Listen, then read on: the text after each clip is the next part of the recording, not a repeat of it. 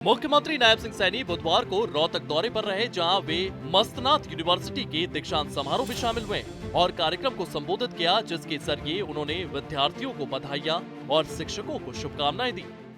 कि मेरे लिए आज अत्यंत हर्ष और गौरव का ये विषय है कि आज मुझे बाबा मस्तनाथ विश्वविद्यालय के चौथे दीक्षांत समारोह में आप सब के बीच आने का मुझे ये अवसर मिला है।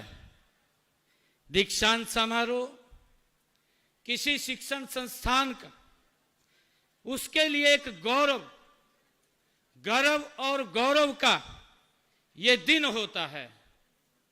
मुझे खुशी है कि यह शिक्षण संस्थान इतिहास में, इस संस्थान के इतिहास में एक मील का पत्थर तो होता है। यह हम सब के लिए स्मरणीय ये दिन भी होता है, जिसकी विद्यार्थी जीवन भर चर्चा करते हैं। इसलिए मैं इस सबसे पहले इस समारोह में जो हमारे पदक और उपाधियां प्राप्त करने वाले सभी विद्यार्थियों को मैं हार्दिक बधाई देता हूं और शुभकामनाएं देता हूं, और साथ ही विश्वविद्यालय के शिक्षकों को भी मैं बहुत बहुत बधाई और शुभकामनाएं देता हूं। कार्यक्रम को संबोधित करते हुए उन्होंने नई शिक्षा नीति का भी जिक्र किया और बताया कि किस प्रकार नई शिक्षा नीति के जरिए छात्रों में कौशल की वृद्धि होगी और उनका भविष्य उज्जवल होगा। नई राष्ट्रीय शिक्षा नीति से अनुरूप हम शिक्षा के साथ साथ युवाओं में कौशल विकास पर भी हमारी सरकार बल दे रही है।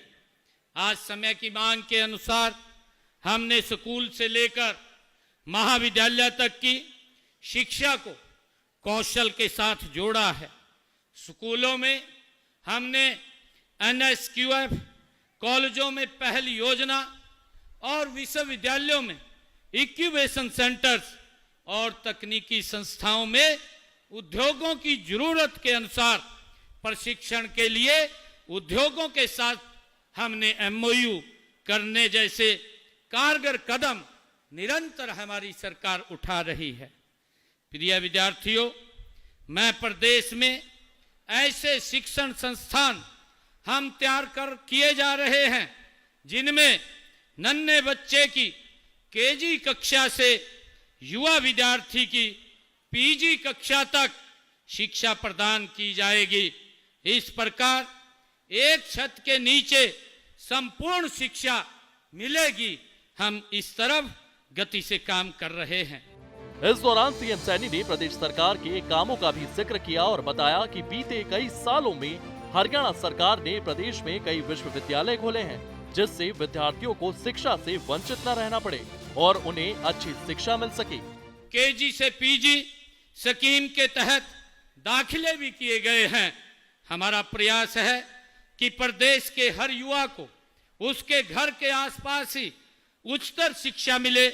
इसके लिए हमने प्रदेश में 20 किलोमीटर की दूरी में ही हमने एक राजकीय महाविद्यालय पिछले 11 वर्षों के अंदर एक पूरे हरियाणा प्रदेश का रोड मैप तैयार करके खोलने का काम हमने किया है।